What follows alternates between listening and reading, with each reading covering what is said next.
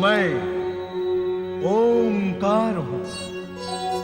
दृष्टि व ज्ञान के भेद से कभी त्रिगुणात्मक त्रिकोण हूं, कभी चतुष्धर्मा चतुष्कोण हूं, तो कभी अनंतता के चक्र में विद्यमान पृथ्वी जैसा गोलाकार हूं। मैं ओंकार हूं।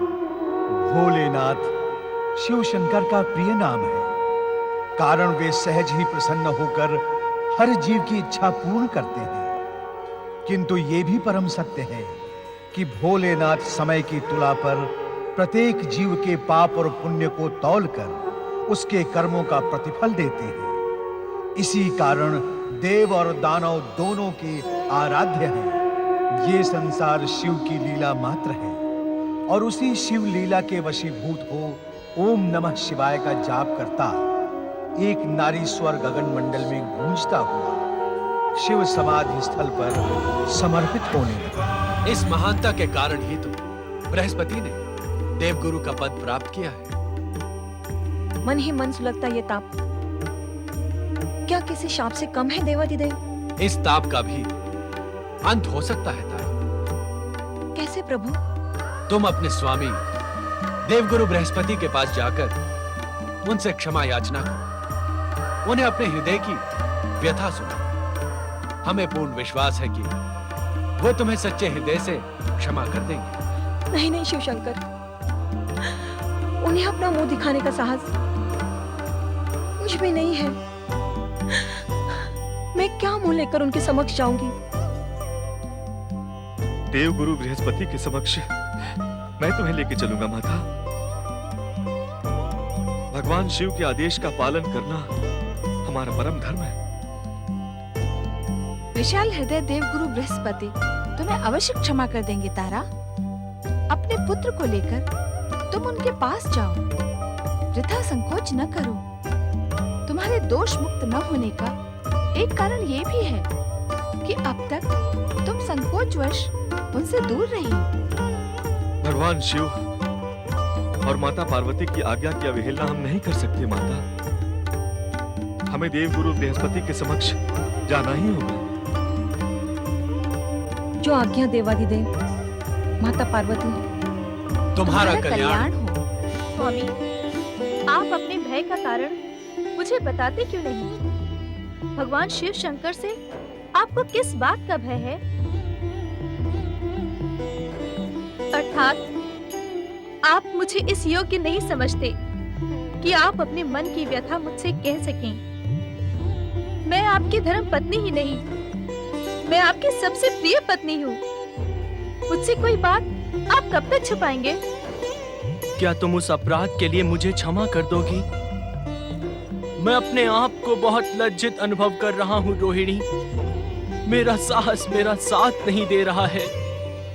मैं क्या करूँ रोहिणी, मैं क्या करूँ? मैं आपकी सेहत धर्मिणी हूँ। आपके हर अच्छे बुरे कार्य के परिणाम में साथ देना मेरा धर्म है। आप मुझसे कुछ न छुपाएं, सब कुछ स्पष्ट कह दें। रोहिणी, कहते हैं गुरु पत्नी माता के समान होती है। हाँ, ये बात तो सत्य है कि गुरु के समान गुरु पत्नी का स्थान भी उतना ही पूजनीय होता है। जब मैंने अपनी गुरु पत्नी को वासना की दृष्टि से देखा, तब मेरा मन कितना पतित हुआ होगा रोहिणी, इसकी कल्पना तुम कर सकती हो? आप किस गुरु पत्नी की बात कर रहे हैं?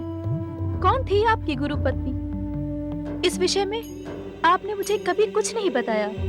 मैंने जानबूझकर तुम्हें इस पतित प्रकरण के विषय में कुछ नहीं बताया रोहिणी।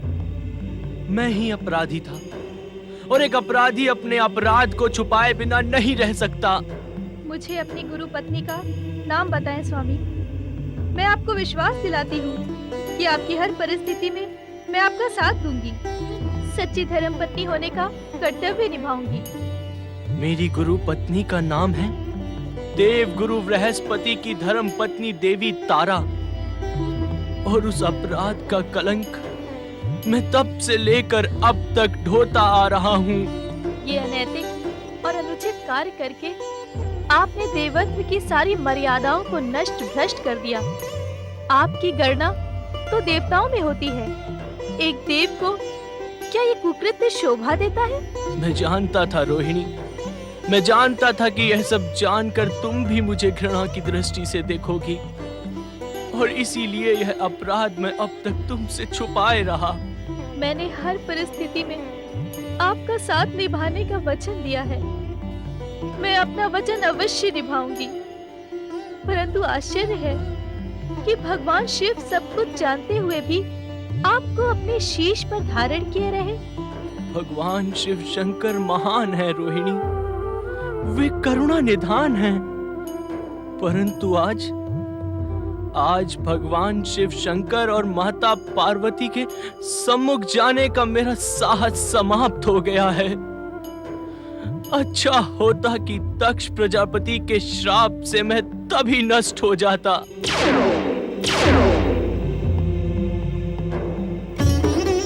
देवादिदेव, महादेव, माता पार्वती, मेरे पति के अपराध को क्षमा करें। उन्हें शिव कोप से नष्ट होने से बचाएं। दया करें करुणामय, दया करें। अर्थात आज चंद्रदेव ने तुम्हें इस विषय में सब कुछ बता दिया। माता पार्वती, मेरे सुहाग की रक्षा करें। मैं आपके चरण छूती हूँ। मेरी वेदना आप समझ सकती हैं। धैर्य धारण करो रोहिणी। रोहिणी, यदि हमें चंद्र को दंडित करना ही होता तो हम यहाँ कदापि प्रकट नहीं होते। समुद्र मंथन के पश्चात चंद्रदेव को अपने शीश पर धारण करते समय हमने इन्हें चंद्रशेखर बने रहने का वचन दिया था। वो वचन हम निभाएंगे रोहिणी, तुम निश्चिंत रहो। आप सचमुच महान है देवादिदेव।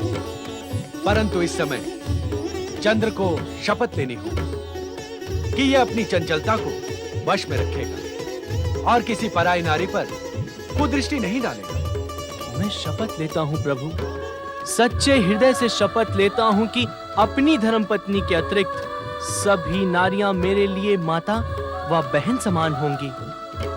अब मेरे अपराध को क्षमा करके पुनः मुझे अपने शीश पर धारण कीजिए भोलेनाथ।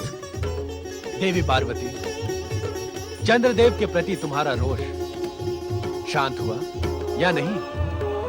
स्वामी, मैं आपकी सहधर्मिणी हूँ। जिसे आप क्षमा कर दें, उस पर रोष मैं कैसे कर सकती हूँ? चंद्रदेव, अब आप अपना स्थान सुशोभित करें।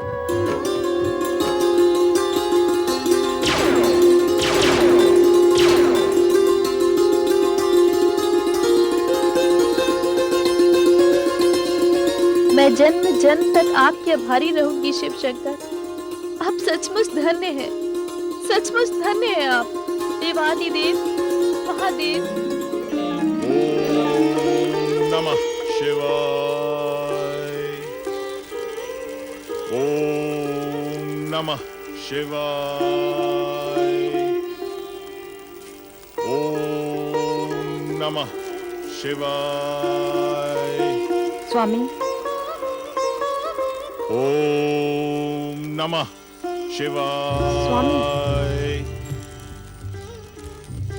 तारा, तुम यहाँ? प्रणाम देवगुरु जी।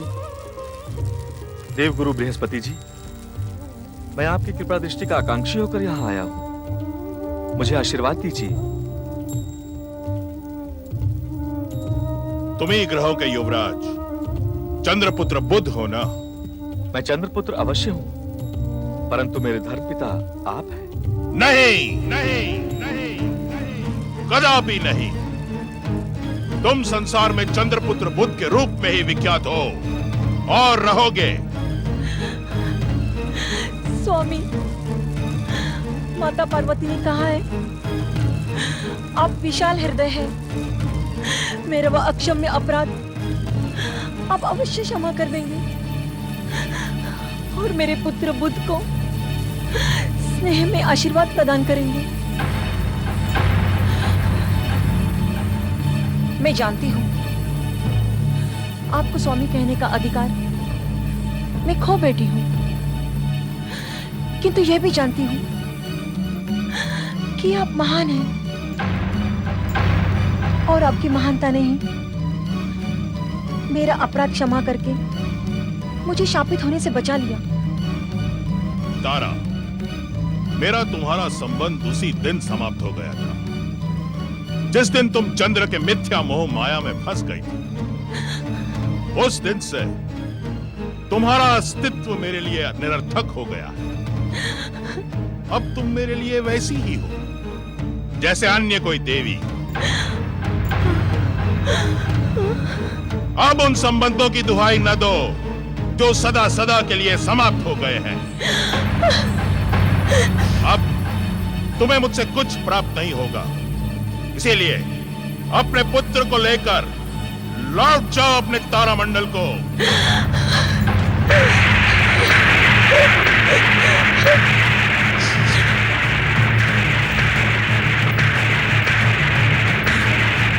धर्मपिता, इतने निर्मोही न बने। अपनी माता के पाप का प्रायश्चित मैं करूंगा धर्मपिता। आप मुझे आदेश दें। माता के पाप की मुक्ति के लिए मुझे क्या करना होगा? जब तक आप मुझे आदेश नहीं देंगे मैं आपके चरण छोड़ूंगा नहीं धर्मपिता। मैं आपके चरण छोड़ूंगा नहीं धर्मपिता, नहीं छोड़ूंगा। मैं देवगुरु हूं बुद्ध। एक ग्रह होने के नाते तुम मेरे लिए किसी अन्य देवता के समान ही हो। मुझ पर करुणा करें धर्मपिता। पुत्र नहीं तो धर्मपुत्र कहकर पुकारें। आपका ये उपकार मैं जीवन भर नहीं भूलूंगा धर्मपिता। धर्म संस्कृति का यह नियम है कि जो व्यक्ति एक बार गुरु के चरण पकड़ लेता है, गुरु उसके सामने विवश हो जाता है। तुम्हारी सच्ची भावना और मातृभक्ति देखकर मैं भी विवश हो गया। मुझे अपराध मुक्ति का उपाय बताएं गुरुवर। मेरे चरण छोड़ो और भगवान शिव के चरणों का ध्यान करके सच्चे मन से प्रायश्चित का संकल्प करो। आप जो भी प्रायश्चित कहेंगे मैं उसे पूरा करने का संकल्प करता हूं। माता की पाप मुक्ति के लिए तुम्हें पृथ्वीलोक जाना होगा। पृथ्वीलोक? हाँ, वहां एक तपस्वी के रूप में तुम्हें शिव आराधना करनी होगी। उसके लिए मैं प्रस्तुत हूं देवगुरु। तुम्हें एक तपस्वी के रूप में तब तक पृथ्वीलोक पर रहना पड़ेगा जब तक तुम एक महान पुत्र के पिता नहीं बन जाते। एक ऐसा पुत्र जो अपने श्रेष्ठ कार्यों से अपने पिता और माता के कलंक को नष्ट कर दे। एक तपस्वी रहते हुए मैं पुत्र का पिता बनूं, यह विचित्र बात कैसे संभव होगी गुरुवर? शिव लीला भी अति विचित्र होती है पुत्र। शिव लीला ने ही तुम्हें यहां आने पर और मुझे दिव्य दृष्टि से देखने के लिए प्रेरित किया है। आपने दिव्य दृष्टि से क्या देखा? अपनी दिव्य दृष्टि से मैं देख रहा हूं कि इस असंभव से कार्य में तुम अवश्य सफल होगे और अपनी माता को पापों से मुक्त कर दो।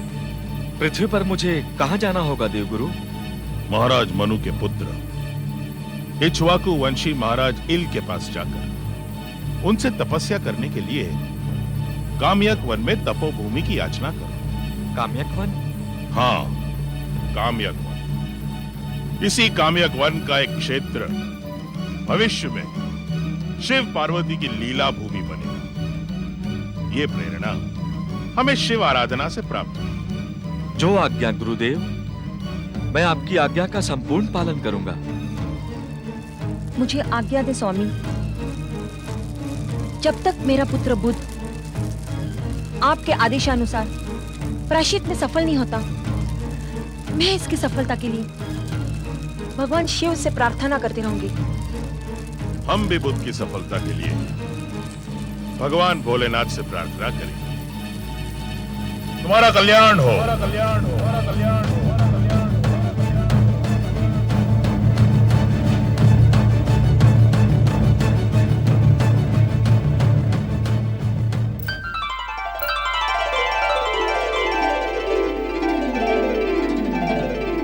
नमशिवाभ्याम नवयौवनाभ्याम परस्पराश्लिष्ट वपुर्धराभ्याम नगेंद्र कन्या वृषकेतनाभ्याम नमो नमः शंकर पार्वतीभ्याम। परम ईश्वर उनका नाम है। ईश्वर होने से ईशिता होता है, कंट्रोल करने वाला होता है। ऐसे छोटे मोटे कंट्रोल करने वाला हो सकता है, लेकिन सभी का उत्तम रूप में कौन है? परम ईश्वर होता है, उत्तम ईश्वर कहा जाए। उनका जिनका ऊपर कोई नहीं होगा वही परम ईश्वर कहा जाता है। ऐसे परमात्मा परमेश्वर हम लोगों का मूल पुरुष होकर के शिव जी शंकर के नाम पर होता है। इतनी भक्त लोग होने भी, थोड़ा तकलीफ होने भी, परीक्षा होने भी जीवन पर, क्षमा से बैठने से शिव जी हमेशा हमारा उद्धार करेगा। उद्धार करने वाले के शिव जी का स्वरूप है, दुख देने के लिए शिव जी का स्वरूप नहीं है। इसलिए विश्वास हम लोग करना है, शिव जी हमारा मंगल करेगा। स्वस्थेयशम शिवम भद्रम कल्याणम मंगलम शुभम।